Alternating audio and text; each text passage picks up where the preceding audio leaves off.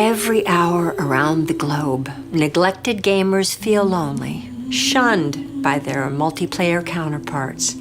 But here at Bethesda, we are working toward a solution. We make all sorts of games, but single-player experiences are a big part of our DNA. The need to save single-player gamers.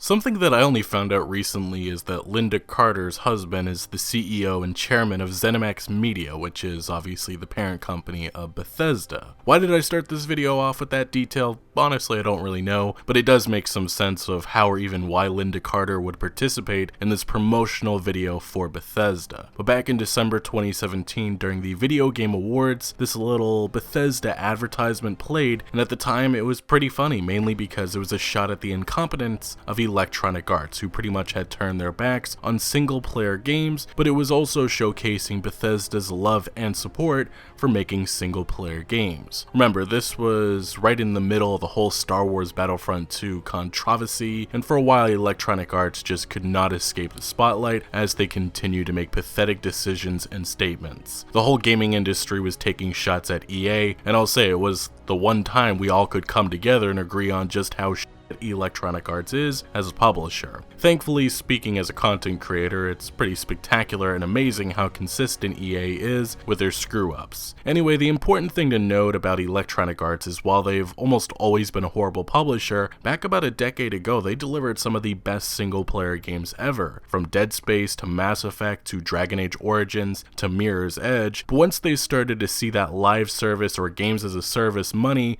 things certainly changed. Now, I'm not saying Bethesda is going to at all be like Electronic Arts in the future, but based on some of the information we're about to go over, hopefully you'll understand things are changing. Now, besides this subject, we're also going to be touching on a few other pieces of news, including more Fallout 76, because why not, and also a subscription service that sounds very similar to EA Access that may have been leaked. Nonetheless, something that a lot of people need to understand is that ZeniMax, who is the parent company of Bethesda Softworks, is not a publicly traded company like Electronic Arts or Activision. So knowing how the company is doing is always much more difficult to evaluate, but even with that said, the writing has been on the wall for a while now. The games being pushed out by Bethesda just have not been doing good, and it's becoming more and more clear that the entire company is shifting its business model to live service titles. Now, when I say that, I think a lot of people immediately look at Bethesda Game Studios as Fallout 4 or Skyrim, which both have been hugely successful games, selling well over maybe 10 to 15 million copies, probably a lot more than that. But when you look at the rest of the company, you see a lot of financial failures. Tango Gameworks' The Evil Within launched in 2014, Arcane's Dishonored was launched in 2012, Machine Games' Wolfenstein: The New Order came in 2014, id Software's Doom arrived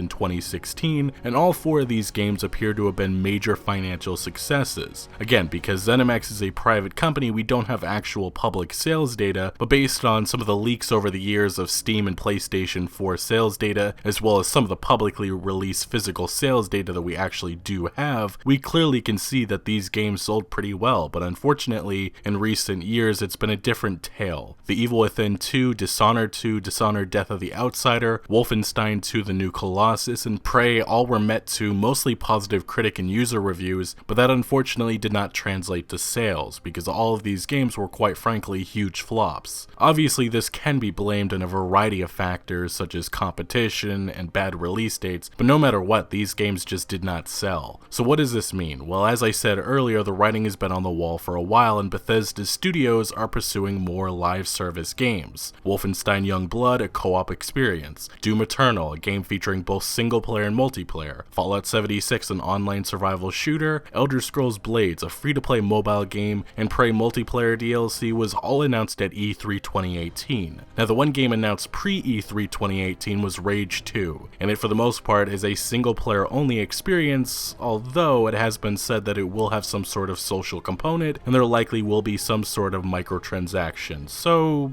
another live service game. Now, looking to the future, it's very difficult to say the road that Bethesda will definitely take. Will be the Ubisoft way of live service games or the Electronic Arts and Activision way. Either way, it does look like that live services for all Bethesda is the future. Back in mid-2017, it was found that Bethesda Game Studios was hiring for a freemium game. and we all know what that led to. But fast forward to late 2018, it was found that Machine Games was hiring for a game designer, and it was stated in the description of that job listing that this individual would work with the creative director and multidisciplinary teams to design gameplay systems with maximized fun factor, engagement, and monetization, as well as a requirement being that this individual playing needed to be highly skilled at game balancing, pacing, and monetization strategies. Fast forward to just recently, it was found that Arcane's French studio, who is best known for their work on the Dishonored franchise, is hiring a monetization designer, who is tasked with the following responsibilities: develop and manage the economy/monetization components, implement and design monetization related features and content in the natural continuity of the game's creative direction, coordinating closely with production and other departments to meet project goals, design game features that monetize and re-engage players in a consumer-friendly way, review reporting on in-game currency usage, earning, and purchasing,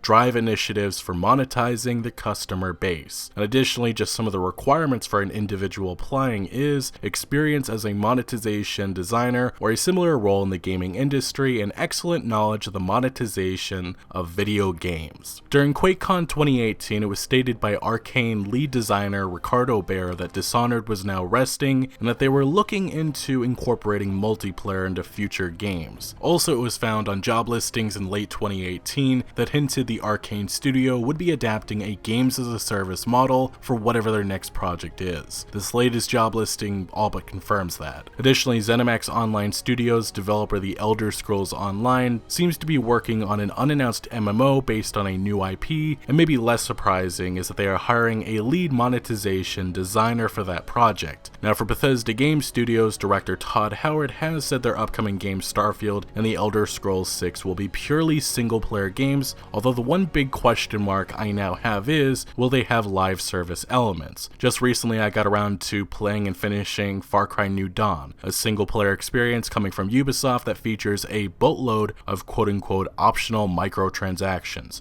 You can buy some of the best weapons and vehicles from the start, you can buy non-randomized loot boxes with various materials, and you can buy skill points with real-world money. This business model is how Ubisoft has made single-player games work, and how they have made billions in microtransaction sales. What I personally envision is a future where the Creation Club is evolved, and day one when a Bethesda Game Studios title, maybe like Starfield, releases, there already is a store full of maybe optional cosmetic items that can be purchased. Now, will modding be supported? I think so, but I believe it'll be more Fallout 76-like situations, where mod support comes a while after release, giving Bethesda time to make big profit off of microtransactions. Overall, this is why I complain about the business model of Far Cry New Dawn, because this is the future of single-player games where every publisher includes tons of microtransactions, premium currencies, and makes the gameplay just a little bit more grindy to persuade users into buying a better weapon or gear with real-world money. Recently, fans have been livid at Rockstar Games with Red Dead Online and Ubisoft with Assassin's Creed Odyssey for silently reducing in-game rewards to persuade users into purchasing more microtransactions. Don't be fooled, this is merely the beginning of the age of live services, and the more okay consumers become with things like optional cosmetics or microtransactions in general in a single-player only game, the more likely publishers will take advantage to increase revenue. Bethesda's various developers have all mostly made the move to adapt live service business models. The only question that remains is how far will it go? Now, something that I found very interesting that actually relates to this subject is the rumored Bethesda subscription service that was leaked. With anything like this, take it with a grain of salt, but there have been some images floating around of some sort of monthly program called Bethesda Forever. It appears like Xbox Game Pass and EA Access. This subscription would unlock Bethesda's catalog of games for users. Maybe there would be some added incentives of being a part of the program. This very well may be an elaborate hoax, but I actually think this would be a smart move by Bethesda, as it would allow them to continue to profit off of games that did not sell well when they released. Additionally, giving access to something like Fallout 76 and The Elder Scrolls Online with this subscription service service could add more players. Anyway, maybe this is something that'll be announced at E3 2019, assuming Bethesda does have a showcase, but I would imagine that $20 price tag is just a placeholder, as I cannot see that being a realistic monthly price. And also, if this is indeed real,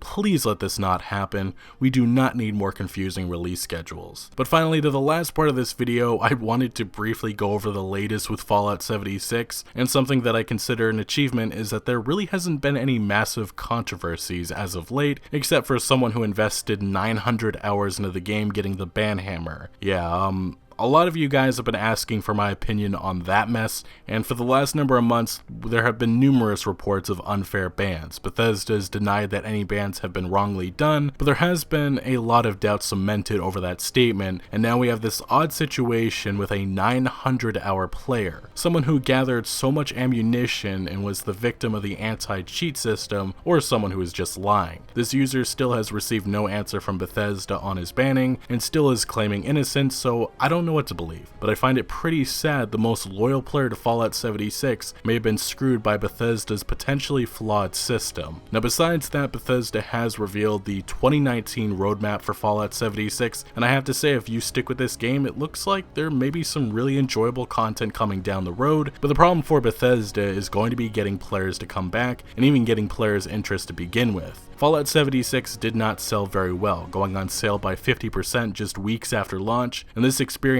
ended up not even cracking the top 20 games sold of 2018, and while rumors have been lingering of the game going free to play, Bethesda has stated there is zero truth to that rumor. Now, even with that said, various retailers are literally giving the game away for almost nothing. German retailers are attaching the game to $80 hard drives as a bonus because they need to eliminate some of the stock that they have. Another retailer is packaging a bonus Fallout 76 copy with the Xbox One bundle version of Fallout 76 that already features a copy, so I guess you get 2 copies because why not? And another German store, if you buy a controller, you get a copy of Fallout 76. And then another retailer has the GOAT deal of a $5 PlayStation 4 thumbstick cover, along with a copy of Fallout 76. It looks like GameStop is even trying to get rid of their Xbox One X Fallout 76 bundle versions by cutting the cost by $100. Anyway, all of these quote-unquote deals lead me to believe maybe going free to play would not be such a bad thing unless Bethesda truly thinks their 2019 roadmap of content and a big marketing campaign is enough to get people back on board, which I have serious doubts that that will work. But in conclusion, I think we have more and more evidence stacking that Bethesda is making the shift to more games as a service opportunities. Obviously, that doesn't mean it's multiplayer only in the future, but it does mean more variety and a focus on monetization and likely microtransactions in all or most upcoming games. Additionally, a subscription service may have been leaked, and it makes a lot of sense. And lastly, Fallout 76's biggest hurdle moving forward will be regaining people's trust, something that I'm not sure is even possible. I've said this for a while now, Bethesda's reputation was severely tarnished with everything that happened with Fallout 76, and unfortunately people are not going to forget, which could have ramifications on all upcoming games that have Bethesda's name on it. But yeah, in other news, Pete Hines, Bethesda's VP, still missing. Don't know where he's been on social media. Somebody really should check to make sure if he's, okay. Getting a little concerned over here, but hopefully he's alright. Hopefully things are moving. Hopefully he'll be at E3 2019. I can only imagine what that showcase is going to be like. But as usual, these are just my opinions, and I want to know your thoughts down in the comment section below. But thank you for watching. Make sure to leave a like if you did enjoy this video or found any informative value. Make sure to follow my other social media accounts for updates on new videos. Links are always down in the description below. I'm most active on Twitter, giving opinions on news that I don't always get into video form, so make sure to follow me over there. Also check out my Discord for all sorts of discussion on games. And again, thank you for joining. Consider subscribing for more videos like this, and I'll see you later.